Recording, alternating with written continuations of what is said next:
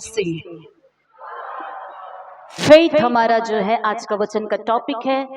पिछले 2 सप्ताह से प्रतिदिन की प्रार्थना में परमेश्वर घर घर में जो प्रार्थना चल रहा है, विश्वास विश्वास के विषय में बहुत सारी बातों को सिखा रहा है। काफी लोग आ रहे हैं, विश्वास में बल पा रहे हैं और प्रभु की आत्मा की प्रेरणा से जो है कलिसिया में भी इस वचन का प्रचार करने के लिए मैं प्रेरित हुई हूँ, क्योंकि सभी को विश्वास सीखना है। आमीन। काफी पुरुष भाई अपने अपने कामों के व्यस्त होने की वजह से इन प्रार्थनाओं में भाग नहीं ले पा रहे हैं, इसीलिए इस वचन को फिर से जो है मैं प्रचार करना चाहूंगी। मरकुस सुसमाचार 5वां अध्याय, मरकुस सुसमाचार उसका 5वां अध्याय 21 वचन से लेकर 34 तक 34 तक मैं पढ़ रही हूँ। कृपया ध्यान से सुनिएगा। जब यीशु మార్కు సువార్త 5వ అధ్యాయము 21 నుండి 34 వాక్యాలు। जब यीशु फिर नाव से पार गया तो एक बड़ी भीड़ उसके पास इकट्ठी हो गई। वह झील के किनारे ही था कि याईर नामक आराधनालय के सरदारों में से एक आया और उसे देखकर उसके पांव पर गिरा और यह कहकर उससे बहुत विनती की, मेरी छोटी बेटी मरने पर है, तू आकर उस पर हाथ रख कि वह चंगी होकर जीवित रहे। तब वह उसके साथ चला और बड़ी भीड़ उसके पीछे हो ली, यहाँ तक कि लोग उस पर गिरे पड़ते थे। एक स्त्री थी जिसको 12 वर्ष से लहू बहने का रोग था। उसने बहुत वैद्यों से बड़ा दुख उठाया और अपना सब माल व्यय करने पर भी उसे कुछ लाभ ना हुआ, परंतु और भी रोगी हो गई थी। वह यीशु की चर्चा सुनकर भीड़ में उसके पीछे से आई और इसके वस्त्र को छू लिया, क्योंकि वह कहती थी, यदि मैं उसके वस्त्र ही को छू लूंगी तो चंगी हो जाऊंगी। और तुरंत उसका लहू बहना बंद हो गया और उसने अपनी देह में जान लिया कि मैं बीमारी से अच्छी हो गई हूँ। यीशु ने तुरंत अपने में जान लिया कि मुझ में से सामर्थ्य निकली है और भीड़ में पीछे फिर कर पूछा, मेरे वस्त्र किसने छुआ? उसके चेलों ने उससे कहा, तू देखता है कि भीड़ तुझ पर गिर पड़ती है और तू कहता है कि किसने मुझे छुआ? तब उसने उसे देखने के लिए जिसने यह काम किया था चारों ओर दृष्टि की। तब वह स्त्री यह जानकर कि मेरी कैसी भलाई हुई है, डरती और कांपती हुई आई और उसके पांव पर गिरकर उससे सब हाल सच सच कह दिया। उसने उससे कहा, पुत्री, तेरे विश्वास ने तुझे चंगा किया है, कुशल से जा और अपनी इस बीमारी से बची रहे।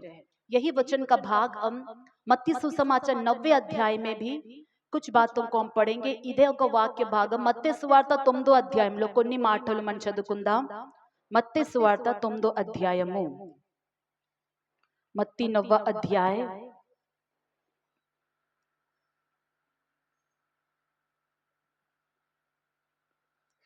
20 वचन से 20वें वाक्य నుండి। और देखो, एक स्त्री ने जिसको 12 वर्ष से लहू बहने का रोग था, पीछे से आकर उसके वस्त्र के आंचल को छू लिया, क्योंकि वह अपने मन में कहती थी, यदि मैं उसके वस्त्र को छू लूंगी तो चंगी हो जाऊंगी। आमीन। कहेंगे, यदि मैं उसके वस्त्र के आंचल को छू लूंगी तो चंगी हो जाऊंगी। पुरुष भाई कहेंगे, छू लूंगा तो चंगा हो जाऊंगा। यदि मैं उसके वस्त्र के आंचल को छू लूंगी तो चंगी हो जाऊंगी। आमीन, हालेलुया। तो ये घटना जो है पिछले 10 दिन से या उससे ज्यादा हम 2 सप्ताह से ध्यान कर रहे हैं। विश्वास जो है अद्भुत कार्यों को करता है। आमीन।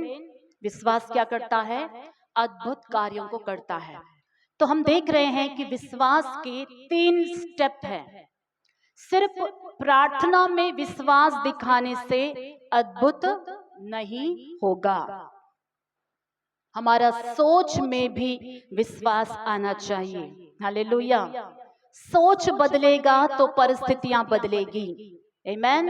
और दूसरा है, हमने देखा कि बोली भी बदलना चाहिए। यदि हमारी बोली बदलती है तो अद्भुत होगा। और तीसरा है कि प्रार्थना में भी विश्वास होना। हमारी कल्पनाएं, हमारी बातचीत, हमारी प्रार्थनाएं, तीनों में विश्वास होना चाहिए और तीनों एक होना चाहिए। आमीन। वॉइस क्लियर है माइक का सबके लिए?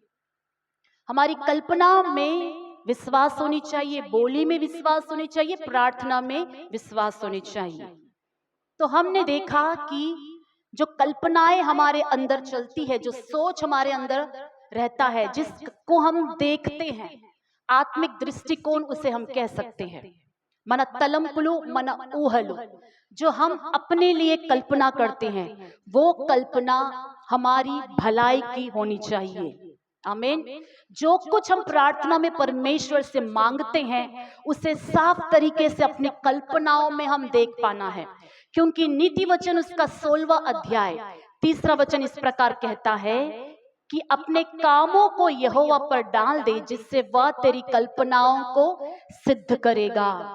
परमेश्वर का वचन कहता है कि वह हमारी कल्पनाओं को सिद्ध करेगा। దేవునిక వాక్యం సెలవిస్తుంది, ఆయన మన ఆలోచనలను सिद्धिंपచేయును। हमारी कल्पनाएं जो परमेश्वर सक्सेस करना चाहता है, सिद्ध करना चाहता है या पूरा करना चाहता है, वो कौन सी कल्पना है? क्या वो अच्छी कल्पना है? कौन सी कल्पना को परमेश्वर पूरा करे? क्या वो परमेश्वर की इच्छा की कल्पना है? क्या हमारी भलाई की कल्पना है? क्या वो वही कल्पना है जिसके बारे में हम प्रार्थना कर रहे हैं? हालेलुया। प्रभु कल्पनाओं को सिद्ध करना चाहता है, इसीलिए चाहिए कि कल्पना भी कैसी रहे? ऐसी रहे कि जिसे परमेश्वर पूरा करे तो हम खुश हो जाए। हालेलुया। वो अशुद्ध कल्पना ना हो, वो बुरी कल्पना ना हो, उसमें अविश्वास ना हो। हालेलुया। हमारी कल्पना बहुत ही साफ और आशीष की होनी चाहिए। एक बार जो है उत्पत्ति की पुस्तक में 18वें अध्याय में हम देखते हैं कि जब अब्राहम 99 वर्ष का हो चुका था तो प्रभु और उनके दूत जो है अब्राहम से मिलने आए। दिन के धूप के समय अब्राहम से मिलने आए और अब्राहम से कहते हैं कि निश्चय अगले वसंत ऋतु में सारा के द्वारा तुम्हारा एक बेटा उत्पन्न होगा। हालेलुया। तब जो है सारा जो है टेंट के अंदर, तंबू के अंदर इन बातों को सुन रही थी और सारा मन ही मन हंस रही थी। सारा कहाँ हंस रही थी? बोलिए, मन में हंस रही थी। जैसे ही सारा मन में हंस रही थी, परमेश्वर अब्राहम से कहता है कि सारा क्यों हंसी? आमीन। क्या सारा की हंसी बाहर टेंट के बाहर सुनाई दी? नहीं सुनाई दी। लेकिन प्रभु का वचन भजन संहिता 139 उसका 2 और 3 में कहता है कि मैं तुम्हारे विचारों को दूर ही से जानता हूँ, तुम्हारा उठना बैठना, तुम्हारा चाल चलन सब कुछ मैं जांचता हूँ। हालेलुया। మన ఆలోచనలు దేవుడికి ఎక్కడి నుండి తెలుసు? दूरम నుండే తెలుసు। तो सारा मन के अंदर हंस रही थी, यानी मन के अंदर संदेह कर रही थी कि मेरे साथ ये नहीं हो सकता। तो परमेश्वर हमारे मन के विश्वास को देखता है, हमारे सोच के अंदर का विश्वास प्रभु देखता है। हालेलुया। तो सारा से परमेश्वर कहता है, हे सारा, क्या परमेश्वर के लिए कोई काम कठिन है? आमीन। आज प्रभु हमसे भी कह रहा है, क्या मेरे लिए कोई काम कठिन है? क्योंकि हमारे परमेश्वर के लिए कोई भी काम कठिन नहीं है, इसलिए हमारी कल्पनाओं में भी वैसा ही चित्र होना चाहिए कि परमेश्वर के लिए हर काम संभव है। हालेलुया। यदि हमारे परिवार के कोई व्यक्ति उद्धार नहीं पाए हैं तो आपकी कल्पनाओं में क्या चित्र होना चाहिए कि वो बपतिस्मा ले रहे हैं, इसे आप देख पाना है। आपकी कल्पनाओं में देखना है कि वो प्रभु के सेवक के द्वारा पानी में डूबकर बपतिस्मा लेकर बाहर निकले हैं। परमेश्वर की उपस्थिति में वो आकर रोते हुए प्रार्थना कर रहे हैं, यहाँ खड़े होकर वो टेस्टिमनी दे रहे हैं। इसकी कल्पना आप कर पाना है। आमीन। जितने कार्यों के लिए, असंभव बातों के लिए हम प्रार्थना कर रहे हैं, उन सारे असंभव बातों को साफ तरीके से देख पाना है। उत्पत्ति उसका 13वां अध्याय में पढ़ने की जरूरत नहीं, उसका 14 और 15 वचन में अब्राहम से परमेश्वर कहता है कि अब्राहम उठ और उत्तर दक्षिण पूरब पश्चिम चारों दिशाओं में आंख उठाकर देख, क्योंकि जितना तुम देख रहे हो ये सब कुछ मैं तुम्हें और तुम्हारी संतान को मैं दे दूंगा। हालेलुया। अब्राहम उठा और देखने की कोशिश कर रहा है। कितना एक व्यक्ति इस शारीरिक आंखों से देख पाएगा? बोलिए, कितने दूर तक देख पाएंगे? एक सीमित जगह तक ही इन आंखों से देखा जा सकता है, लेकिन आत्मिक दृष्टिकोण से, आत्मिक आंखों से हम जो ये शारीरिक आंख नहीं देख सकती, उसे आत्मिक आंख उतने दूर तक देख सकता है। आमीन। जरूर अब्राहम ने आत्मिक आंखों से यह देखा कि जिस देश में मैं यात्रा कर रहा हूं, ये पूरा देश जैसा प्रभु ने कहा वैसे ही मुझे और मेरे संतान को मिल जाएगा। हालेलुया। तो आत्मिक दृष्टिकोण का होना जरूरी है। आत्मिक दृष्टिकोण का वास्तविकता से कोई संबंध नहीं होता। वास्तविकता कुछ और कहती है। अब्राहम के लिए वास्तविकता यह कह रही थी कि तू परदेसी है और टेंट में रह रहा है, लेकिन विश्वास क्या कह रहा है, वचन क्या कह रहा है, वाचाएं क्या कह रही है कि आने वाले दिनों में जिस देश में आज तू परदेसी है वो तुम्हारा निज देश हो जाएगा। आज आपकी परिस्थिति आपको कुछ और दिखा रही है, लेकिन परमेश्वर की वाचाएं और जिस विश्वास से आपको देखना चाहिए वो ऐसी चीजों को देखना चाहिए जो प्रेजेंट से या वास्तविकता से मैच नहीं कर रही है, क्योंकि हमारा परमेश्वर के लिए कोई भी काम कठिन नहीं है। हालेलुया। सिर्फ मनुष्य ही कल्पना नहीं करते हैं, केवल मनुष्य मात्र ऊहल मनुष्य के उंडव। प्रभु के वचन में हमने ये भी देखा, यिर्मयाह उसका 29 और उसके 11 में क्या लिखा है कि जो कल्पनाएं मैं तुम्हारे लिए करता हूं वो हानि की नहीं है, उन्हें मैं जानता हूं वो हानि की नहीं है, तुम्हारे लाभ के लिए। कल्पनाएं कौन कर रहा है? परमेश्वर भी कर रहा है हमारे लिए। और प्रभु कहता है कि मैं जानता हूं कि तुम्हारे लिए मैंने क्या कल्पना मैंने किया है। प्रभु के लिए हमारी जो कल्पनाएं हैं वो बहुत ही क्लियर है। एनी टाइम प्रभु से पूछे तो प्रभु बोलेगा कि मैं जानता हूं कि मेरी कल्पना या मेरा उद्देश्य तुम्हारे लिए क्या है। हालेलुया। उन कल्पनाओं में हमारे लिए विनाश नहीं है। प्रभु कहता है कि वो कल्पनाएं क्या है? हानि की नहीं है, तुम्हारे लाभ की है। परमेश्वर भी कल्पनाओं को करता है, लाभ की कल्पनाएं। हमें भी कल्पना करना है आशीष की कल्पनाएं। वापस हम आते हैं स्त्री के विषय में। ये स्त्री जो है मत्ती सुसमाचार में हमने देखा 9वें अध्याय में कि अपने आप से वो कह रही थी, मन ही मन कह रही थी कि यदि मैं यीशु के वस्त्र के आंचल ही को छू लूंगी तो चंगी हो जाऊंगी। तो हम ये देख रहे हैं कि सही कल्पना या फिर पॉजिटिव थिंकिंग हमारे जिंदगी में सकारात्मक बातों को लेकर आता है। మంచి ఆలోచనలు మంచి కార్యాలనే మన జీవితంలో తీసుకుని వస్తాయి। ఆమేన్। చెడ్డ ఆలోచనలు చెడ్డ కార్యాలనే మన జీవితంలో వస్తాయి, తీసుకుని వస్తాయి। अच्छी कल्पनाएं अच्छी बातों को लाती है, बुरी कल्पनाएं यदि हम करते हैं तो बुरा हो सकता है। इसीलिए चाहिए कि सारे नेगेटिव सोच विचारों को अपने दिमाग से निकाल दें जो वचन के विरोध में है। दूसरा कुरिन्थियों 10वां अध्याय 5वां वचन एक बार तेलुगु में एक बार हिंदी में पढ़ेंगे। 2 कुरिन्थी 10వ అధ్యాయము 5వ వాక్యము। 2 Corinthians chapter 10 verse 5। మేము వితర్కములను దేవుని గూర్చిన జ్ఞానమును అడ్డగించు ప్రతి ఆటంకమును పడద్రోసి ప్రతి ఆలోచనను క్రీస్తుకు లోబడినట్లు చెరపట్టి, ప్రతి ఆలోచన క్రీస్తుకు లోబడినట్లుగా చెరపట్టి, మీరు సంపూర్ణ విధేయతను కనుపరిచినప్పుడు సమస్తమైన అవిధేయతకు ప్రతిదండన చేయ సిద్ధపడి ఉన్నాము. ओके, हिंदी में एक जन पढ़िएगा.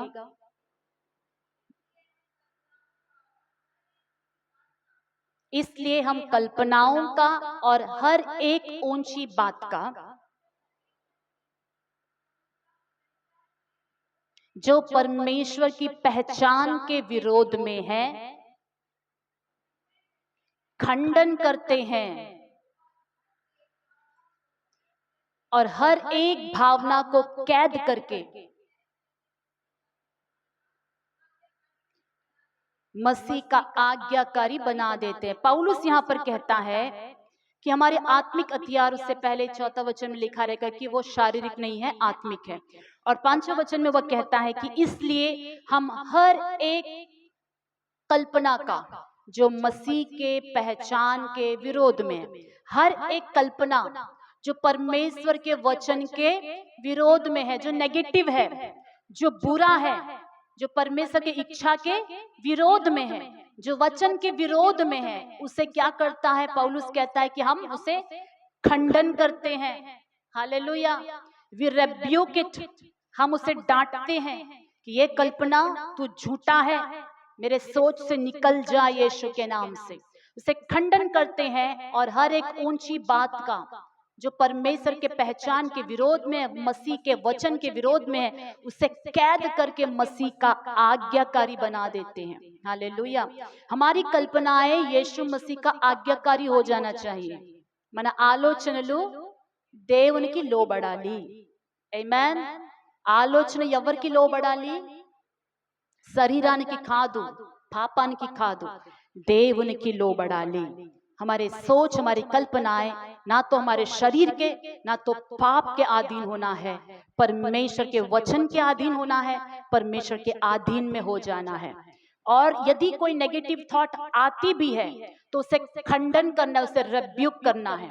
विनाश की कल्पना आती है कि ऐसा बुरा होने वाला है, और आप कल्पना करते करते कुछ लोग बीमारी की अवस्था में कब्रिस्तान तक पहुंच जाते हैं. కొందరు ఆలోచనలో ఏడుస్తూ ఏడుస్తూ ఎక్కడికి వెళ్ళిపోతారు? సమాధిలోకి వెళ్ళిపోతారు. అందరూ పాతి పెట్టేశారు. పాతి పెట్టిన తర్వాత నేను చనిపోతే నా భర్త ఏడుస్తాడా, నా భార్య ఏడుస్తాదా, నా పిల్లలు ఏడుస్తారా? इसको थोड़ा जो है सोच कर देखते हैं कि मेरे मरने के बाद कोई मुझे पूछेगा या नहीं पूछेगा. बुराई होने से पहले ही बुराई की कल्पना, ये शैतान का वार है हमारे कल्पनाओं पर, सोच पर. आमीन. समझना है, पहचानना है कि शैतान का वार है. हर एक नेगेटिव थॉट का खंडन करना है, उसे रिजेक्ट करना है, तुरंत कहना है, हे शैतान मेरे सोच को, कल्पना को छोड़कर चला जा. ఆమేన్. ఏమనాలి? ఆలోచన దేవునికి వ్యతిరేకంగా పుట్టే ఆలోచన యేసు నామములో సాతానా నా తలంపులు ఆలోచన వదలి పో, అది అబద్ధము అని డిక్లేర్ చేయాలి. गलत को क्या डिक्लेयर करना है? अविश्वास की कल्पना को कि वो झूठ है, वो झूठ है, वो कभी पूरा नहीं होगा. आमीन. तो विश्वास जो है हमारे सोच में आना चाहिए. यहां पर विश्वास भरा हुआ है. जब परमेश्वर एक मसीह को देखता है, बाहर के विश्वास को प्रभु देखता नहीं है. प्रभु को कहां विश्वास चाहिए? हमारे अंदर विश्वास चाहिए. हालेलुया. कहां विश्वास होना चाहिए? లోపల విశ్వాసం ఉండాలి. విశ్వాసం ఎక్కడ ఉండాలి చెప్పండి? లోపల తలంపుల్లో, హృదయములో విశ్వాసము ఉండాలి, ఆలోచనలో విశ్వాసం ఉండాలి. सेकंड हमने देखा कि बोली में विश्वास होना चाहिए. कहां पर विश्वास होना चाहिए बोलिएगा? एक तो जीभ में विश्वास होना चाहिए, और एक अंदर एक बात करने वाला जीभ होता है जिसे कोई देख नहीं सकता. अंदर ही अंदर मन की आवाज, మనసుకి ఒక నోరు ఉంటది, మీతో మాట్లాడుతుంది. అవునా కాదా?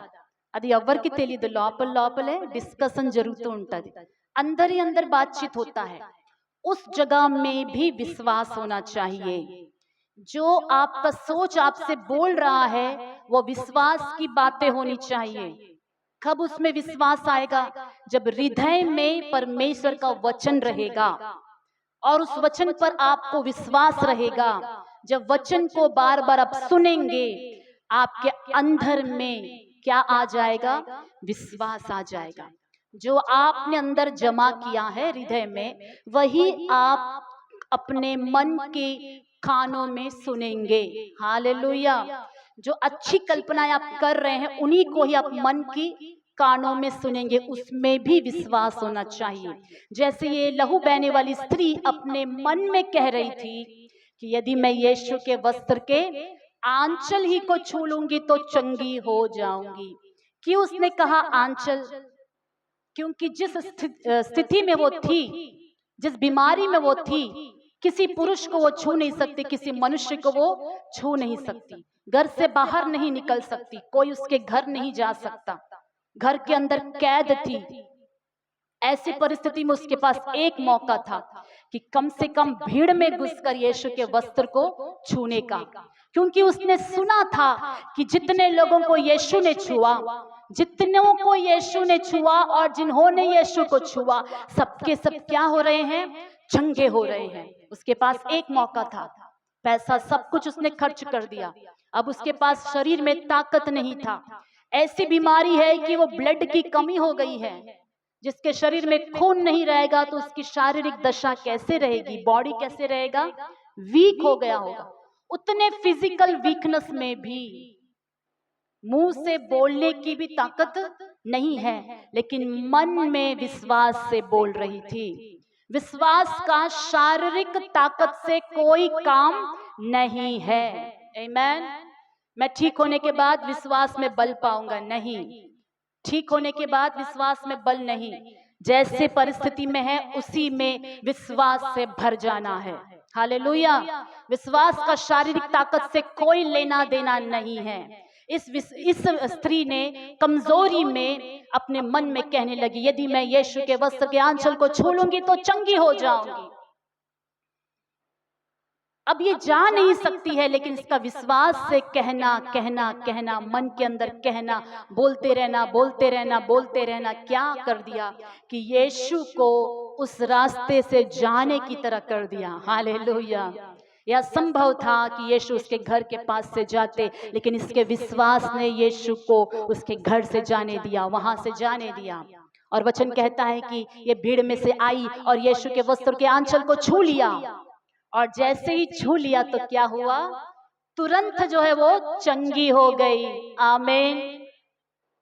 और जैसे ही उसने छुआ, यीशु मसीह कहते हैं कि किसने मेरे वस्त्र के आंचल को छुआ?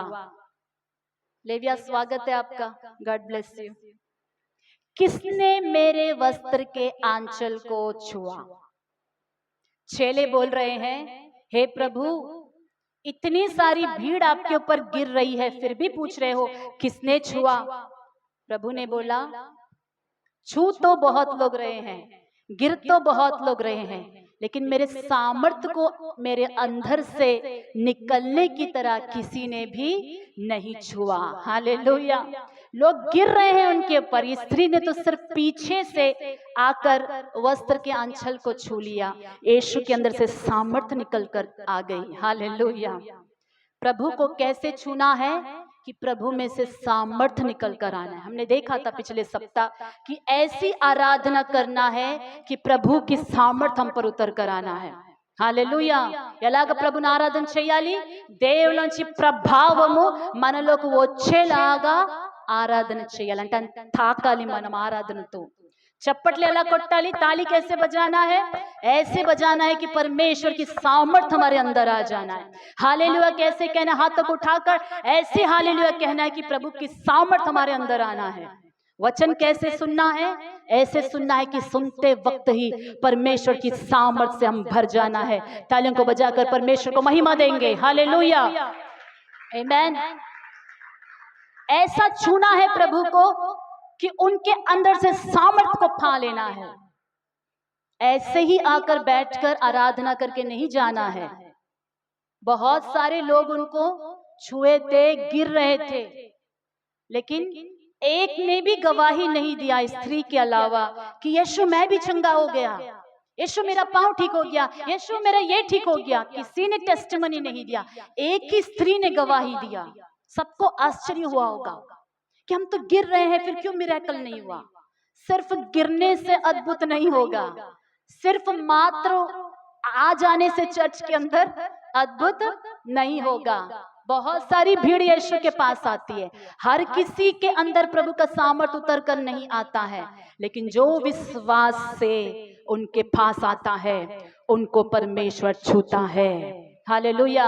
विश्वास का आदर करता है। विश्वास हमने देवड़ घना परचे देवड़ो। 20 साल से चर्च आ रहा हूं, मेरे लिए कुछ नहीं हो रहा है। 50 साल भी हो जाए, बिना विश्वास का कुछ भी नहीं होने वाला। लेकिन विश्वास से आएंगे तो कार्य जरूर होगा।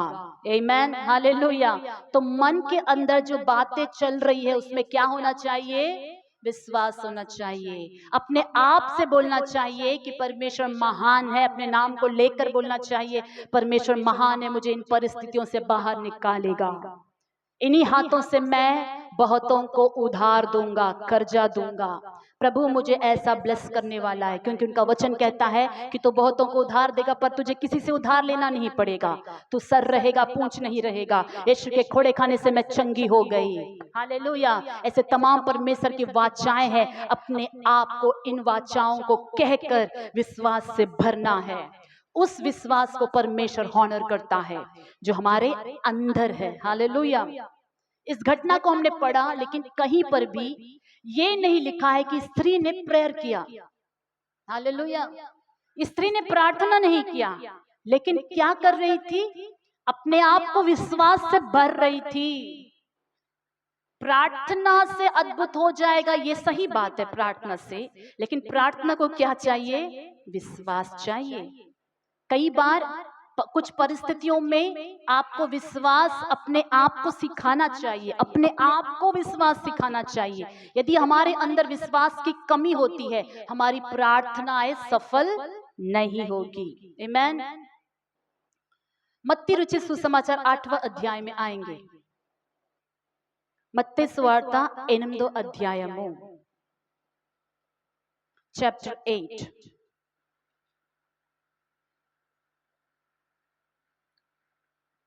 पांचवा वचन से लेकर 13वां वचन तक एक जन पढ़िएगा। 5 నుండి 13। ఆయన కపెర్నహూములో ప్రవేశించినప్పుడు ఒక శతాధిపతి ఆయన యొద్దకు వచ్చి, ప్రభువా, నా దాసుడు పక్షవాయుతో మిగుల బాధపడుచు ఇంటిలో పడి ఉన్నాడని చెప్పి ఆయనను వేడుకొనెను. యేసు, నేను వచ్చి వాని స్వస్థపరచదనని అతనితో చెప్పగా, ఆ శతాధిపతి, ప్రభువా, నీవు నా ఇంటిలోనికి వచ్చుటకు నేను పాత్రుడను కాను. నీవు మాట మాత్రం సెలవిమ్ము, అప్పుడు నా దాసుడు స్వస్థపడును. నేను కూడా అధికారమునకు లోబడిన వాడను. నా చేతి క్రింద సైనికులున్నారు. నేను ఒకని పొమ్మంటే పోవును, ఒకని రమ్మంటే వచ్చును. నా దాసుని ఈ పని చేయమంటే చేయును అని ఉత్తరమిచ్చెను. యేసు ఈ మాట విని ఆశ్చర్యపడి వెంట వచ్చుచున్న వారిని చూచి, ఇశ్రాయేలులో ఎవనికైనను నేనింత విశ్వాసమున్నట్టు చూడలేదని నిశ్చయంగా మీతో చెప్పుచున్నాను. అనేకులు తూర్పు నుండి పడమట నుండి వచ్చి అబ్రహాంతో కూడాను, ఇస్సాకుతో కూడాను, యాకోబుతో కూడాను పరలోక రాజ్యమందు కూర్చుందురు గాని రాజ్య సంబంధులు వెలుపటి చీకటిలోనికి త్రోయబడుదురు. అక్కడ ఏడుపును పండ్లు కొరుకుటయు ఉండునని మీతో చెప్పుచున్నాను నేను. అంతటా యేసు, ఇక వెళ్ళుము, నీవు విశ్వసించిన ప్రకారము నీవుకు అవునుగాకని శతాధిపతితో చెప్పెను. ఆ గడియలోనే అతని దాసుడు స్వస్థత నొందెను. आमीन। यहाँ पर एक घटना को देखते हैं कि एक सूबेदार है, एक जो है कमांडर है, जिसका एक सैनिक या सेवक लकवे की बीमारी से घर में पड़ा है। बहुत दिनों से वो बीमार पड़ा है। अब ये सूबेदार, जिसके अधीन में 100 सैनिक होते हैं, उसे सूबेदार कहा जाता है। अब ये यीशु के पास आकर कहता है, हे प्रभु, मेरा सेवक जो है पैरालाइज है, बीमार है, कृपया जो है आप उसे चंगा कर दीजिएगा। प्रभु ने कहा कि मैं आ रहा हूं और मैं आकर तुम्हारे घर उसे चंगा करूंगा। आमीन। अगर प्रभु शरीर में रहकर हमसे ये बात करे कि मैं आकर चंगा करूंगा, कितने लोग खुशी से उनको स्वीकारेंगे? क्या हम में से कोई ये कहेगा, प्रभु आप आने की जरूरत नहीं है? प्रभु अगर कहे कि मैं बात कह देता हूं, तो नहीं, प्रभु आपको आना ही पड़ेगा। आमीन। तो ये सूबेदार कहता है कि प्रभु, देख मैं इस योग्य नहीं कि आप मेरे छत तले आए। सबसे पहला यहाँ पर दो बातों को देखते हैं, एक तो उनका विश्वास, दूसरा इनका जो है दीनता। आमेन। कि वो अपने आप को एक अधिकारी होते हुए भी परमेश्वर को यानी यीशु मसीह को राजाओं के राजा या सर्व अधिकारी के रूप में, सर्व सामर्थ्य के रूप में देख रहा है। इसीलिए कहता है, मनुष्य का स्थान वो जानता है, कहता है मैं इतना योग्य नहीं हूं कि सर्वशक्तिमान परमेश्वर मेरे घर में आए। हालेलुया। अपने आप को दीन कर रहा है, उसकी पोजीशन होने पर भी परमेश्वर के सामने क्या कर रहा है, अपने आप को दीन कर रहा है। दूसरा, प्रभु आपको आने की आवश्यकता नहीं है, सिर्फ वचन कह दीजिएगा, मेरा सेवक चंगा हो जाएगा। और प्रभु से कहता है कि प्रभु देख मैं भी अधिकार में हूं, मैं एक से कहता हूं कि आ तो वो आता है, और दूसरे से कहता हूं जा और ये काम कर तो वो जाता है, वो काम कर देता है। जब मनुष्य होकर 100 सैनिक मेरी बात को मान रहे हैं, बस वर्ड कहने से, एक फोन कॉल करने से सारे काम क्या हो जा रहे हैं, निपट रहे। एक ऑर्डर देते ही, मेरे ऑर्डर देने से काम हो रहा है। प्रभु आप एक वचन कहने से काफी है, मेरा सेवक चंगा हो जाएगा। हालेलुया। तो प्रभु ने उसके विश्वास को देखा और कहा, सच में पूरे इज़राइल में मैंने ऐसा विश्वास नहीं देखा। क्योंकि अभी तक कैसा विश्वास था, हे प्रभु मेरी बेटी मरने वाली है, प्लीज मेरे घर आकर चंगा कर। ये विश्वास हमने देखा। प्रभु के वस्त्र के आंचल को छू लूंगी तो चंगी हो जाऊंगी, इस विश्वास को देखा। हे प्रभु मुझे चंगा कर दे, उनके पास आकर विनती करे, चंगाई को हमने देखा।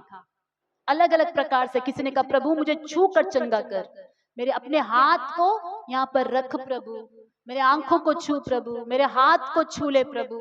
सबने कहा कि छू कर चंगा कर। किसी ने कहा कि मैं देखने जाऊंगा तब विश्वास करूंगा। थोमा ने क्या कहा, जब तक मैं उनके पंजर में अपनी उंगली डालकर ना देख लूं तब तक मैं ना क्या करूंगा, मैं नहीं मानूंगा कि यीशु मुर्दों में से जी उठा है। आमीन, हालेलुया। मैं विश्वास नहीं करूंगा। लेकिन सूबेदार कहता है वचन भेज दे काफी है, मेरा सेवक क्या हो जाएगा, चंगा हो जाएगा। प्रभु को यह विश्वास देखकर काफी आनंद हुआ और आश्चर्य भी हुआ। तब प्रभु ने एक बात कहा, उस वचन को मैं पढ़ना चाहूंगी। 11वां वचन, और मैं तुमसे कहता हूं कि पूर्व और पश्चिम से बहुत से लोग आकर अब्राहम और इसहाक और याकूब के साथ स्वर्ग के राज्य में बैठेंगे, परंतु राज्य के संतान बाहर अंधकार में डाल दिए जाएंगे, वहां रोना और दांतों का पीसना होगा। यहाँ पर प्रभु एक ऐसी बात को कहता है जो देखने पर लगता है कि उस घटना से मैच नहीं कर रही है। प्रभु कहता है कि बहुत सारे लोग आएंगे, पूर्व से पश्चिम से आएंगे या आने वाले हैं, जो अब्राहम इसहाक याकूब के साथ स्वर्ग के राज्य में बैठेंगे। लेकिन जो राज्य की संतान है, जो इजरायली है, जिनके बीच में चल रहा हूं, फिर रहा हूं, उनके घर आ रहा हूं, ऐसे लोग, बहुत सारे लोग कहां पर रहेंगे, बाहर अंधकार में रहेंगे, नरक में डाल दिए जाएंगे, स्वर्ग राज्य के वारिस नहीं होंगे। प्रभु को पता है कि आने वाले दिनों में सूबेदार की तरह बिना देखे सिर्फ उनके वचन पर विश्वास करने वाले बहुत सारे लोग उद्धार पाने वाले हैं। आमीन।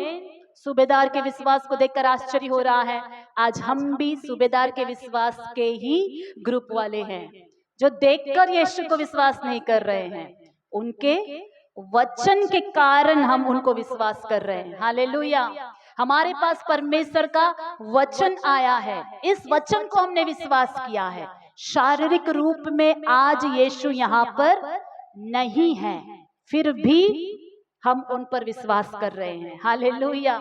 प्रभु ने कहा, हे तोमा तू तो मुझे देखकर विश्वास कर रहा है, लेकिन ऐसे दिन आएंगे जो बिना देखे विश्वास करते हैं, वो क्या है, धन्य है। आमीन। प्रभु हमारे विश्वास का आदर करता है, हॉनर करता है, रेस्पेक्ट करता है कि हम उनके वचन को विश्वास किए हुए हैं।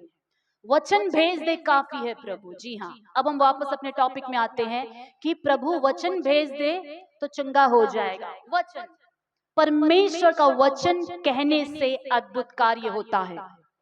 हालेलुया। एम फलुते देवनक अद्भुतम जरूरतदी, परमेश्वर का वचन को कहने से अद्भुत कार्य होगा। अविश्वास की बातों को कहने से अद्भुत रुक जाएगा।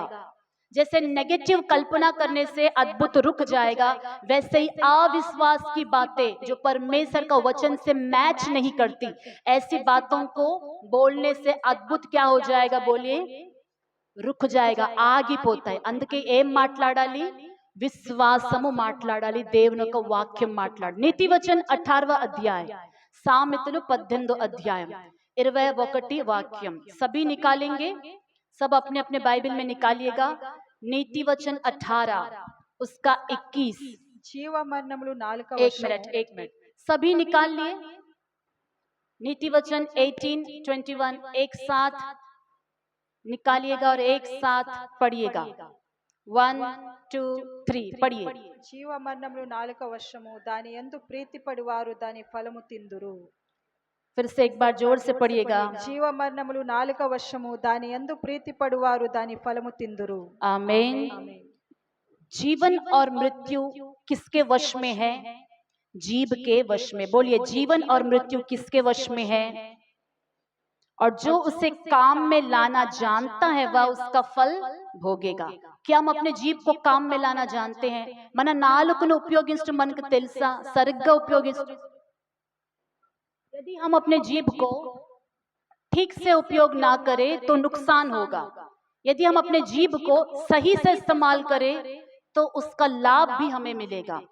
तो जीभ के वश में है मृत्यु, नुकसान, श्राप, अंधकार के कार्य, बीमारियां जीभ के वश में है। वो जीभ उसे भी ला सकती है, और जीभ के वश में आशीष है, उन्नति है, जीवन है।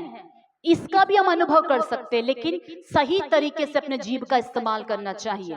एक हमारे मन की जो आवाज है, मन की जीभ है, आत्मा की जो आवाज है, उसमें भी विश्वास होना चाहिए। दूसरा, ये जीभ से हम जो बोल रहे हैं उसमें भी विश्वास होना चाहिए। यदि हम अपने आप को आशीष देते हैं, जीवन की बातें कहते हैं, तो जीवन ही हमारे साथ होगा। आमीन, हालेलुया। इसलिए जीभ का सही इस्तेमाल करें। ये असंभव है कब? जब परिस्थितियां विपरीत होती है तो विश्वास की बातें करना मुश्किल होता है, क्योंकि जो हम देखते हैं, जो अनुभव करते हैं, जो फील करते हैं, उसे ही बोल देते हैं बड़ी आसानी से। लेकिन विश्वास जो है, जो बातें असंभव है उसे संभव करने के लिए ही विश्वास चाहिए। जो बातें नेचुरल है उसे होने के लिए विश्वास की आवश्यकता नहीं है। लेकिन विश्वास कब चाहिए? जो बातें असंभव है उसके लिए क्या चाहिए? विश्वास चाहिए। हालेलुया। इसीलिए चाहिए कि परिस्थिति के विपरीत में हमें बात करना है, प्रभु के वचन को हमें बात करना है, विश्वास को दिखाना है हमारी बातों के द्वारा। जो हम कहेंगे उसी का फल हम काटेंगे। మనం ఏమైతే పలుకుతున్నామో విత్తనం లాగా అది పనిచేస్తుంది, దాని ఫలమే మనం కొయ్యాలి। మంచిగా పలికితే మంచి విత్తనాలే మనం నాటుతున్నాము, మంచి పంటే మనము కోస్తాము। हाथों को उठाकर प्रभु की स्तुति करें। हालेलुया। तो कहने से या वचन कह देने से क्या होता है? अद्भुत कार्य होता है। अद्भुत होने के लिए पहले हमारी कल्पनाओं में विश्वास होना चाहिए, दूसरे हमारी बोली में भी विश्वास होना चाहिए। हमारी सोच बदलना चाहिए, हमारी बोली बदलना चाहिए। आमीन। क्या हम बदलेंगे? हम विश्वास बात करेंगे, विश्वास के दृष्टिकोण से देखेंगे। देखिए, अब तीसरा स्टेप है प्रार्थना। अब आत्मिक आंखों से अद्भुतों को देखने लगे हैं। क्लियर पिक्चर है आपके पास, ब्लूप्रिंट है आपके पास। अब जो है आपके बातों में भी क्या आ गया है? विश्वास आ गया, वचन आ गया है। मन ही मन प्रभु के बारे में आप बड़ा बड़ा कार्यों को आप बोल रहे हैं। अब इस कल्पना और इस जीभ से जब आप प्रार्थना करो, वो प्रार्थना प्रभावशाली हो जाएगी। हालेलुया। ऐसी प्रार्थनाओं से अद्भुत होगा। तब आंख बंद कर आपको देखना है, और जिन चीजों को विश्वास से आप देख रहे हैं, देखते हुए प्रार्थना करना है। देखते हुए प्रार्थना करना है। शैतान ऐसी प्रार्थनाओं को रोक नहीं पाएगा जिस प्रार्थना में विश्वास होता है, जिस प्रार्थना में प्रभु का वचन होता है, और शैतान उस प्रार्थना को रोक नहीं पाएगा। हालेलुया। प्रार्थना के विषय में हम देखेंगे मत्ती सुसमाचार 8वां अध्याय, మత్తయి సువార్త 8వ అధ్యాయంలోకి వస్తాం। मत्ती सुसमाचार 8वां अध्याय में हम एक विधवा को देखते हैं जो एक न्यायाधीश के पास न्याय के लिए जो है वो बार बार जाती है। यीशु मसीह ने इस दृष्टांत को इसलिए कहा कि नित्य प्रार्थना करना चाहिए और हियाव नहीं छोड़ना चाहिए। हालेलुया। कैसे प्रार्थना करना चाहिए बोलिए? नित्य प्रार्थना करना चाहिए, हियाव नहीं छोड़ना चाहिए। जो बातें, जिन बातों के लिए युद्ध सा लग रहा है, जो बातें लंबे समय से हो नहीं रही है, ऐसे बहुत सारे विषय हैं जिसके लिए नित्य प्रार्थना की आवश्यकता है। ध्यान से सुनिएगा, कुछ विषयों के लिए क्या चाहिए बोलिए? नित्य प्रार्थना की आवश्यकता है। कौन सी बातें मैं बताती हूं। एक व्यक्ति जो है, मान लीजिए किसी का पति बहुत पी रहा है और आप प्रार्थना कर रहे हैं उसके मन फिराव के लिए। आपकी प्रार्थना के द्वारा वो मन परिवर्तित हो गया, शराब पीना छोड़ दिया, चर्च बराबर आ रहा है। जैसे अद्भुत हो गया, आपने क्या कर दिया? प्रार्थना करना बंद कर दिया। धीरे धीरे क्या होता है, कुछ समय के बाद फिर से वो व्यक्ति जो छुटकारा पाया था, दुष्ट आत्माएं जो उसे छोड़कर चली गई थी, जब दुष्ट आत्माएं देखती अरे इस व्यक्ति के लिए प्रेयर प्रोटेक्शन नहीं रहा, अब ये प्रार्थना कोई इसके लिए कर नहीं रहा है, तो धीरे से मौका ढूंढकर शैतान जो गरजने वाले सिंह के समान है कि मौका मिले तो किसे फाड़ खाए, वो दोबारा आता है। जब छोड़कर गया था तो एक गया था, वापस आता है तो कितनी दुष्ट आत्माएं आती है? यीशु ने कहा 7 और बुरी दुष्ट आत्माओं को लेकर आती है, और ऐसे व्यक्ति की दशा पहले से क्या हो जाती है? और बुरी हो जाती है। इसलिए चाहिए कुछ बातों के लिए नित्य प्रार्थना करें। आमीन। नरक से एक व्यक्ति को छुड़ाने के लिए, शैतान के चुंगल से छुड़ाने के लिए चाहिए कि प्रार्थना का सपोर्ट रेगुलरली ऐसे व्यक्ति को दे। परमेश्वर, आपको लगेगा हे प्रभु ये क्या बोझ है, प्रभु ने आपको उस नाके में खड़ा रहने योग्य व्यक्ति समझकर ही आपको इस व्यक्ति को सौंपा है कि आप उनके लिए लगातार प्रार्थना करें। प्रभु आप पर भरोसा कर रहा है कि मेरी बेटी, मेरा बेटा इस विषय के लिए लगातार प्रार्थना करते रहेंगे। एक प्रभु के दास ने कहा कि जब तक आप प्रार्थना करते रहोगे तब तक परमेश्वर कार्य करते रहेगा। अगर हम प्रार्थना करना बंद कर दे, परमेश्वर के कार्य होने क्या हो जाएंगे? बंद हो जाएंगे। इसलिए प्रार्थना करना छोड़ना नहीं चाहिए। कुछ बातों के लिए लगातार प्रार्थना करना, आत्मिक उन्नति के लिए, विश्वास की उन्नति के लिए, प्रभु के आग में बने रहने के लिए, प्रभु के प्रेम में बने रहने के लिए, अपने परिवार के लिए, कलीसिया के लिए, अंडमान के उद्धार के लिए, ऐसी बहुत सारी बातें हैं हमारे सरकार के लिए। लगातार प्रार्थना की आवश्यकता है। इसमें कभी भी हमें हार नहीं मानना है। मैं हार चुकी हूं, मैं प्रार्थना करके थक गया हूं और नहीं करना है, नहीं, प्रार्थना प्रभावशाली है। आमीन। मैंने पिछले सप्ताह एक के घर में वचन बताते हुए बताया, असल में प्रार्थना करने वाले को नहीं थकना है। किसे थकना है? परमेश्वर जो हमारी प्रार्थना सुन रहा है रात और दिन, उनको थकना है।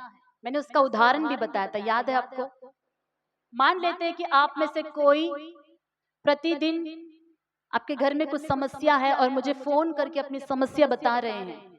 पहला दिन मैंने बड़ी आराम से सुना, बहुत पेशेंस से सुना, आपको तसल्ली दिया, एंकरेज किया और कहा कि प्रभु देखेगा, हम भी प्रार्थना करेंगे, आप भी प्रार्थना करें। अब सेकेंड डे फिर आप फिर से कॉल करते हैं, फिर वही रोना धोना मुझे सुनाते हैं। मैंने फिर भी सेकेंड डे भी बड़े आराम से, शांति से, धीरज से सुन लिया। ओके, थर्ड डे फिर कॉल करते हैं। अभी कैसे लगेगा? सेम मैटर, क्या मैं सुन पाऊंगी? चौथा दिन फिर, पांचवा दिन फिर, छठा दिन फिर, अब सातवें दिन कॉल आते ही क्या लगेगा? बोलिए, कॉल उठाने के लिए डर लगेगा। अब ये मेरा दिमाग फिर से खाएगी, प्रभु मैं क्या करूं? मैं ये बार बार सुन नहीं सकती। कितने बार मैं उनको एक ही वचन बार बार बताऊं, मैं सुन नहीं सकती। हालेलुया। परमेश्वर इस पृथ्वी पर अपने करोड़ों करोड़ों लोगों की दुहाई सुन रहा है, लेकिन एक बार भी प्रभु ने ये नहीं कहा अपनी दुख भरी कहानी मुझे मत सुनाओ, मैं सुन नहीं सकता, मैं बोर हो गया, मैं परेशान हो गया, मैं कहां जाकर कान बंद करूं। एक जन नहीं, एक साथ कितने सारे लोग उनके पास विनतियां भेजते हैं, फिर भी प्रभु का वचन कहता है कि वह दयालु है, दीर्घ शांतमु। आमीन। उनका हृदय बहुत बड़ा है। फिर भी वही परमेश्वर खुद उन्होंने कहा नित्य प्रार्थना करो, नाक में दम कर दो। हालेलुया। जो कहानी, जो दृष्टांत प्रभु ने बोला, वो न्यायाधीश क्या था? बुरा था। और ये स्त्री जाकर बाबू बाबू मेरा न्याय कर दो, बाबू न्याय कर दो। और ये बुरा है, किसी पर दया नहीं करता है, रोज रोज रोज रोज नाक में दम करते करते करते आखिरी में इसकी, ये अच्छा व्यक्ति नहीं है, लेकिन इसलिए उसने सुन लिया, इसलिए केस सॉल्व कर दिया। क्यों? दोबारा ये स्त्री उसके नाक में दम ना करे। हालेलुया। तो प्रभु ने बोला जब ये बुरा होकर ही न्याय कर सकता है, मैं तो बुरा नहीं हूं ना, तुम्हारी प्रार्थनाएं मुझे नाक में दम करती है। प्रभु कहता है आओ मेरे डेवड़ी पर, रोज आओ मेरे घर, रोज आओ, रोज आओ मेरे चरणों के पास, मुझे तंग करो। प्रभु यही चाहता है। हालेलुया। क्योंकि परमेश्वर हमारे लिए पिता है। ये पिता चाहता है कि उनके बच्चे आकर अपना दिल खोलकर उनसे बात करें, उनसे प्रार्थना करें, नित्य प्रार्थना करें। अब बोलिए, प्रार्थना कर करके आप थकना है या सुन सुनकर परमेश्वर थकना है? कौन महान काम कर रहा है? परमेश्वर महान काम कर रहा है। हमें तो मौका मिला है कि हम उनके सामने अपना हृदय खोलकर उनसे विनती कर सके। हालेलुया। इसलिए हर दिन प्रार्थना करके मैं थक गया हूं, थक गई हूं कहना, ऐसा कभी नहीं कहना चाहिए। परमेश्वर के सामने प्रतिदिन प्रार्थना करना चाहिए। आमीन। प्रार्थना के विषय में पहला कार्य क्या है? नित्य प्रार्थना करना चाहिए, हार नहीं मानना चाहिए। एक और वचन देखेंगे प्रार्थना के विषय में, मरकुस सुसमाचार 11वां अध्याय 24वां वचन। मार्क सुवार्ता 11 अध्यायमो 24 वाक्यमो। हिंदी में जोर से एक जन पढ़कर सुनाइएगा। 11:24। इसलिए मैं तुमसे कहता हूं, जो कुछ भी तुम प्रार्थना करके मांगो, कि प्रतीति कर लो कि वो तुम्हें मिल गया है, तब वह तुम्हारे लिए हो जाएगा। हालेलुया।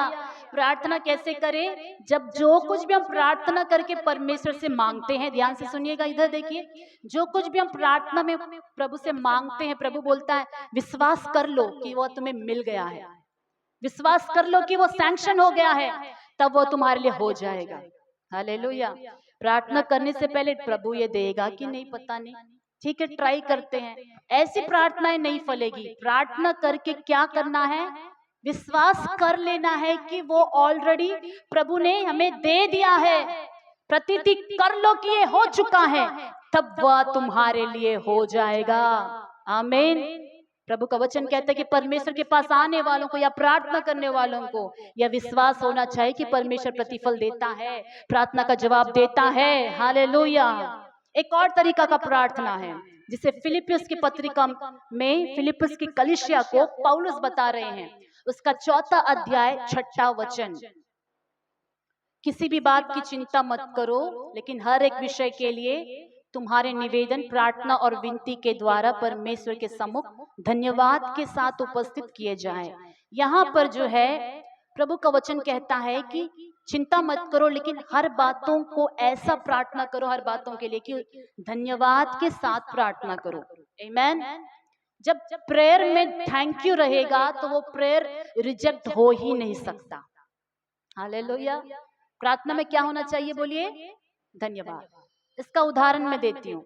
मैंने एक जन से कह दिया, सुसेन से कह दिया, सुसेन कहा नहीं अभी तक, उदाहरण है, आने वाले जन्मदिन पर मैं तुम्हें एक मोबाइल फोन लेकर दूंगी सुसेन। अब सुसेन इतना खुश हो गई और बोली दीदी thank you thank you thank you thank you thank you thank you thank you so much, इतना धन्यवाद देने लगी, थैंक यू दीदी थैंक यू थैंक यू। मैंने बोला अभी से क्यों थैंक, नहीं दीदी आप बोल दिए बस है थैंक यू थैंक यू।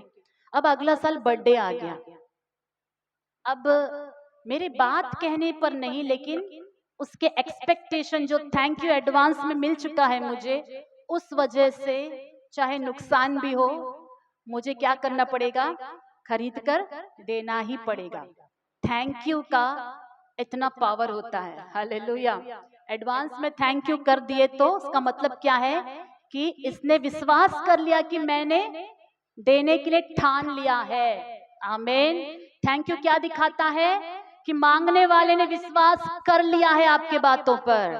जब हमारी प्रार्थना में धन्यवाद रहेगा तो परमेश्वर को पता हो जाएगा कि मेरी बेटी ने, मेरे बेटे ने ठान लिया है, मान लिया है कि मैं ये कर सकता हूँ। हालेलुया।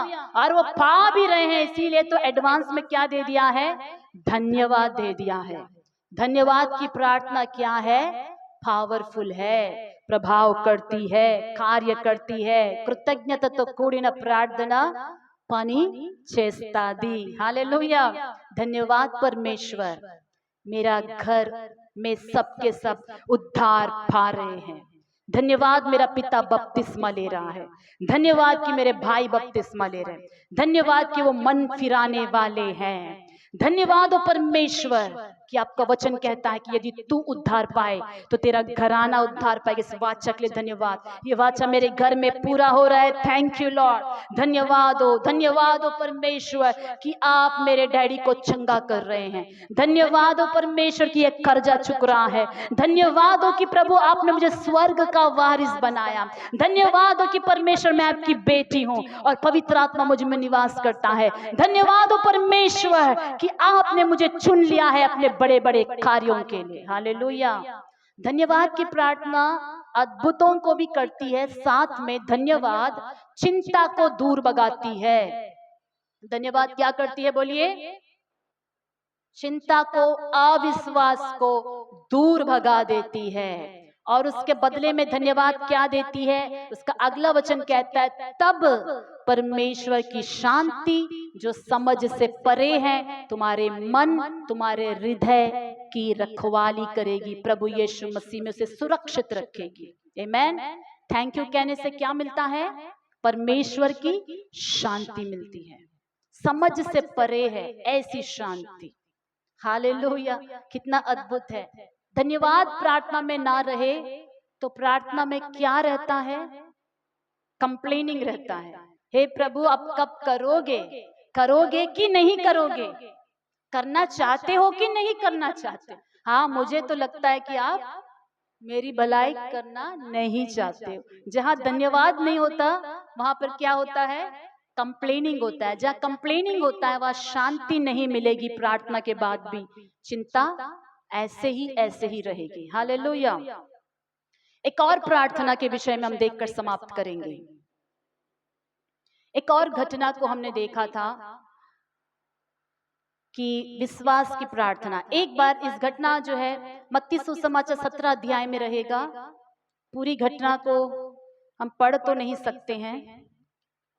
मत्ती सुसमाचार 17 अध्याय, मत्ती सुवार्ता 17 अध्याय। एक बार जो है एक पिता अपने बेटे को, जिसके अंदर गूंगी दुष्ट आत्मा होती है और उसे फिट्स की बीमारी होती है, मिर्गी बीमारी होती है, वह उस बेटे को यीशु के चेलों के पास लेकर आता है और चेलों से विनती करता है कि मेरे बेटे को क्या कर दीजिए, इस दुष्ट आत्मा से छुटकारा दे दीजिए। वहां पर यीशु नहीं थे। अब चेलों को पहली बार किसी ने जो है उनके पास प्रार्थना विषय को लेकर आए थे। ये फर्स्ट एक्सपीरियंस था उनके मिनिस्ट्री में। तो चेलों ने उस दुष्टात्मा पीड़ित व्यक्ति को देखकर, उस लड़के को देखकर, हे दुष्टात्मा छोड़कर चली जा चली जा चली जा, ट्राई कर रहे हैं, लेकिन वो दुष्टात्मा छोड़कर नहीं जा रही है। फिर फरीसी आए, मौका मिल गया और फरीसियों के बीच में और इनके बीच में वाद विवाद होने लगा। इतने में यीशु मसीह आए और ये पिता दौड़कर यीशु के पास जाता है, कहता है हे प्रभु मैं अपने बेटे को आपके चेलों के पास लेकर आया, जिसमें जो है मिर्गी की आत्मा है, गूंगी आत्मा है, और आपके चेले इसे नहीं निकाल पाए। तो प्रभु ने अपने चेलों की तरफ देखकर कहा, हे अविश्वासी और हठीले लोगों, कब तक मैं तुम्हारे साथ रहूंगा, कब तक मैं तुम्हें सहता रहूंगा। और उसके बाद प्रभु ने उस लड़के को देखकर दुष्ट आत्मा को डांटा कि उस बेटे को छोड़कर निकल जा। तुरंत जो है वो दुष्ट आत्मा उस बेटे को थोड़ा मरोड़कर मुंह में फेन आता है, वो गिर जाता है, बेहोश होता है, दुष्ट आत्मा छोड़कर चली जाती है। यीशु उस बेटे का हाथ पकड़ते वो खड़ा होता है और वो नॉर्मल हो जाता है। वचन में लिखा है कि उस लड़के की दशा बचपन से ऐसे ही थी। आमीन। कैसे थी? बचपन से, यानी ये दुष्ट आत्मा इस लड़के में कितने सालों से है? छोटे टाइम से लेकर यंग एज तक कई सालों से घर बनाकर है। चेले उसे नहीं निकाल पाए। अब अकेले में चेले यीशु के पास आकर कहते, प्रभु हम क्यों नहीं निकाल पाए? प्रभु ने कहा, तुम्हारे अविश्वास के कारण। दो बातों को प्रभु ने कहा, दो अलग अलग गॉस्पल में, सुसमाचार में हम दो अलग जवाब को देखते हैं। एक जगह प्रभु ने कहा कि यदि तुम्हारा विश्वास राई के दाने के बराबर भी हो तो तुम इस पहाड़ को देखकर इससे कहोगे कि यहाँ से सरक कर वहां चला जा, तो ऐसा ही तुम्हारे लिए हो जाएगा, क्योंकि विश्वास करने वालों के लिए कोई भी काम असंभव नहीं है। हालेलुया। इससे पहले हमने उत्पत्ति के 18वें अध्याय में देखा, क्या परमेश्वर के लिए कोई काम कठिन है? अब यहाँ पर यीशु कहते हैं कि विश्वास करने वालों के लिए भी कोई काम क्या नहीं है? असंभव नहीं है। आमीन, हालेलुया। हमारे लिए कोई काम असंभव नहीं होगा यदि हमारे अंदर राई के दाने के बराबर विश्वास रहे। दूसरी जगह पर प्रभु का वचन में यह भी लिखा है कि ये जाति, ऐसी दुष्ट आत्माएं बिना उपवास या प्रार्थना के निकलती नहीं है। आमीन। इन दोनों वचनों को मिलाएंगे। राई के दाने के बराबर विश्वास हमारे अंदर उत्पन्न होना है, और जो है तुम जब इस पहाड़ को देखकर जब उससे कहोगे, तो कहना और प्रार्थना करने में दोनों में अंतर है। कमांडिंग और रिक्वेस्टिंग में फर्क है। कमांड किससे करते हैं? दुष्ट आत्मा से, परिस्थिति से कमांड करना है, अधिकार से बोलना है। परमेश्वर से प्रार्थना करते वक्त उनसे हम मांगते हैं। हालेलुया। लेकिन जो परिस्थिति हिल नहीं रही है, सरक नहीं रही है, जा नहीं रही है, उसके लिए क्या चाहिए? अधिकार की आवश्यकता है। बोलेंगे क्या चाहिए? अधिकार। आमीन। तो विश्वास सहित अधिकार का इस्तेमाल करने के लिए प्रभु चेलों को सिखाता है। और ये अथॉरिटी, आत्मिक अधिकार कैसे बढ़ता है? उपवास की प्रार्थना के द्वारा। हालेलुया। प्रार्थना और उपवास के द्वारा। ऐसा उपवास नहीं जिस उपवास में केवल परमेश्वर से आशीष पाने के उपवास करते हैं, वो उपवास नहीं। ऐसा उपवास कि प्रभु मेरे विश्वास की उन्नति कर। ऐसा उपवास जिसमें आप परमेश्वर से कहते हैं, मुझे अपनी आत्मा से भर। हालेलुया। ये उपवास जिसमें आप वचन को पढ़ पढ़ कर अपने आप, अपने हृदय को क्या करते हैं? वचनों से भरते। उपवास करके क्या करते हैं? आत्मिक उन्नति के लिए उपवास कर रहे हैं, अन्य भाषाओं में बात कर रहे हैं। ऐसा बैकअप फेथ जिसके अंदर होता है, ऐसा आत्मिक जिंदगी जिसके अंदर होता है, जो उन्नति के लिए, आत्मिकता में बढ़ने के लिए उपवास करके परमेश्वर के करीब हो जाते हैं। आत्मिक अधिकार उनको दिया जाता है। हालेलुया। ये आत्मिक अधिकार पाए वाले लोग यदि पहाड़ को देखकर, यानी समस्या को देखकर, हे समस्या, यीशु के नाम से मैं आज्ञा देता हूं कि मेरे घर को छोड़कर निकल जा, समस्या आधीन होगी। आमीन। परमेश्वर के अधिकार से, विश्वास के अधिकार से समस्या क्या हो जाएगी? आधीन होगी। हमने जो है देखा था, सूबेदार अपने अधिकार का इस्तेमाल करता है और कहता है कि एक सैनिक से कि आ ये काम कर। अगर मैं कहूं एक विश्वासी को, एक भाई से कि आकर इस टेबल को उठाओ, तो क्या करेंगे? आकर टेबल को उठाएंगे। वैसा ही एक सूबेदार बाइबल में यीशु के पास जो आया, हमने देखा उसने अपना अधिकार का इस्तेमाल किया। उसने कहा कि ये काम कर, तो उसका सेवक क्या करता है, वो काम करता है। अधिकार का इस्तेमाल करने से क्या होता है, अधिकार काम करता है। लेकिन अधिकार होने पर भी पुलिस ऑफिसर रोड के बगल खड़े हैं, उदाहरण 3 स्टार लगा है और वो आराम से चेयर में बैठकर चाय पी रहे हैं और गाड़ी बड़े तेजी से यहाँ वहां से स्पीड से जा रहे हैं। अगर पुलिस ऑफिसर अपने अधिकार का इस्तेमाल ना करे, क्या कोई भी ट्रैवल करने वाले डरेंगे? नहीं डरेंगे। लेकिन जैसे ऑफिसर खड़े होकर अपना अधिकार का इस्तेमाल करने लगे तो क्या हो जाएंगे, सबके सब अधीन हो जाएंगे। वैसा ही और एक उदाहरण भी मैंने दिया था। एक जो है सिपाही, जो पुलिस है, वो जाकर एक अंडरवर्ल्ड के डॉन को जो है धमकी देता है लाठी लेकर कि मैं तुझे छोड़ूंगा नहीं, मैं तुम्हें अरेस्ट कर लूंगा। तो क्या वो जो डॉन है, जो सीनियर है, क्या वो डरेगा? आओ अरेस्ट करो, उल्टा वो धमकी देगा। तो ये डर के अरेस्ट करने जाने से पहले क्या करेगा, भाग जाएगा। तो इसके पास सही अधिकार नहीं है। लेकिन वही एक ऑफिसर आता है 3 स्टार लेकर और एक अरेस्ट वारंट लेकर, सूट एंड साइट का ऑर्डर लेकर, पिस्तौल लेकर, और कहता है डॉन से, मेरे पास सूट एंड साइट का ऑर्डर है, सरेंडर हो जाओ ना तो यहीं पर ठोक दूंगा। अंडरवर्ल्ड का डॉन क्या करेगा, बोलिए? सरेंडर हो जाएगा। हालेलुया। इसके पास सही अधिकार है और अधिकार का इस्तेमाल करना भी आता है।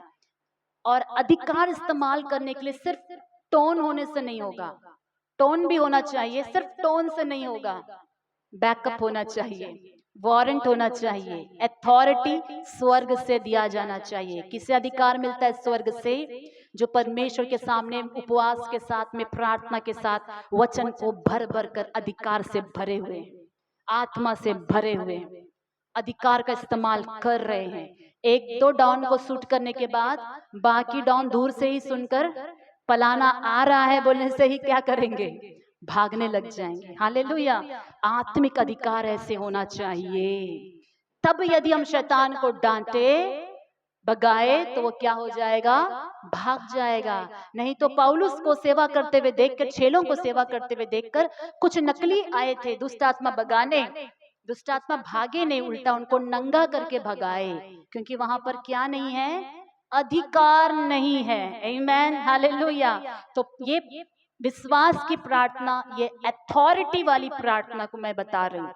अधिकार कहाँ पर इस्तेमाल करना है, वहां विश्वास अधिकार इस्तेमाल करना है। वहां रिक्वेस्ट नहीं होगा, ये दुष्ट आत्माएं मेरे घर को छोड़कर चला जा, यीशु के नाम से मैं आज्ञा देती हूँ। ऐसे अधिकार से दुष्ट आत्माएं नहीं जाएंगे। वहां पर विश्वास और परमेश्वर का अधिकार होना चाहिए। आवाज में भी गंभीरता होनी चाहिए, वचन भी होना चाहिए, और आपको मालूम होना चाहिए जिस नाम से आप भगा रहे हो उस नाम से सारे दुष्ट आत्माएं डरती है। हालेलुया। शैतान किससे डरता है? यीशु के नाम से। इसकी जानकारी होनी चाहिए, इसका अधिकार आपके अंदर होना चाहिए, तब परमेश्वर के बड़े बड़े कार्य हमारे द्वारा होंगे। आमीन। तो परमेश्वर इस वचन के द्वारा हम सब सुनने वाले को आशीषित करे। आमीन। प्रभु के दास इस वक्त वचन के निमित्त प्रार्थना करेंगे, इसके बाद हम आगे के कार्यक्रम में जाएंगे।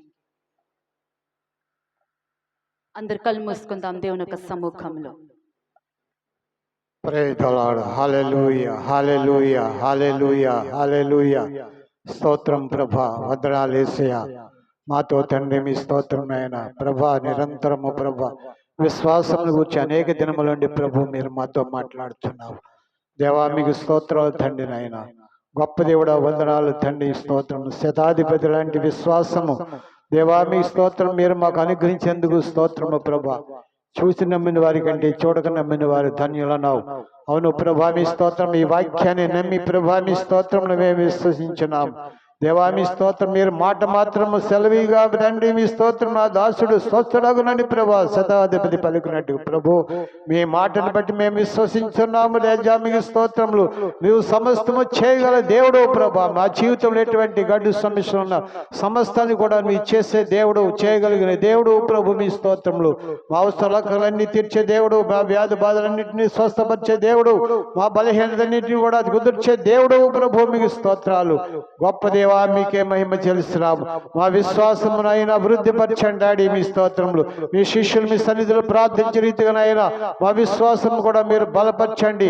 మా ఆలోచనలు మా తలంపులన్నీ కూడా క్లియర్ గా ఉండడం సహాయం చేయండి దేవా మీ స్తోత్రం. మేము అడిగే ప్రతి దాన్ని కూడా ప్రభా మేము తండ్రి మా ఊహల తలంపుల్లో కూడా దానిని తండ్రి మంచి నా తండ్రి పిక్చర్ గా ప్రభా మేము చూడడానికి, మేము వాటిని గురించి ప్రార్థించడానికి, ప్రతిఫలం పొందడానికి కృప చూపమని ప్రార్థన చేయించడం.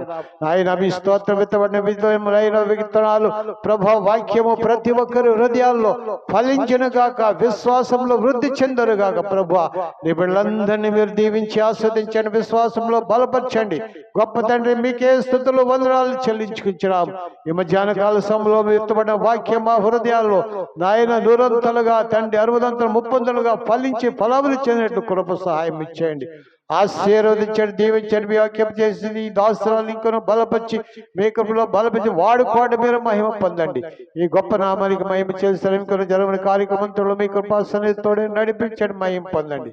మహిమ ఘనత ప్రభావాలు మీకే చెల్లిస్తూ యేసుక్రీస్తు పరిశుద్ధ నామం పేరట ప్రార్థించి అడిగి వేడుకుంటున్నాం మా పరమ తండ్రి. ఆమేన్, ఆమేన్.